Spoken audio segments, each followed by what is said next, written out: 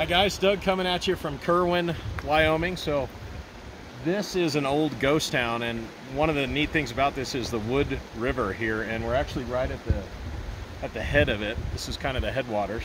You can see it's a bunch of tributary creeks, small creeks, and this actually is what Grass Creek should look like.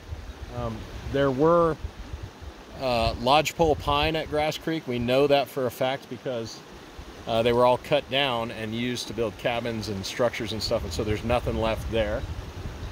And you'll notice that there's a lot of rock and that the water's moving pretty slowly. This is actually pretty quick, but this little tributary to the right, that's moving pretty slow across rock, and that's what we should be looking for. If you look at Grass Creek is completely eroded. It's real deep, and the water moves super fast. And so what we have to do is, and it's also completely, there's basically very little vegetative life. So what we have to do is we have to go back in and plant the right trees. We have to build a habitat for the beaver to be there. We have to make dams that are like the beaver would make in places where the beaver would make them. And then what we're going to do is slowly reintroduce the beaver, and he would create an ecosystem like this through his activities. So it'll kind of take off on its own, but it's going to take us many, many years to get the creek back to health.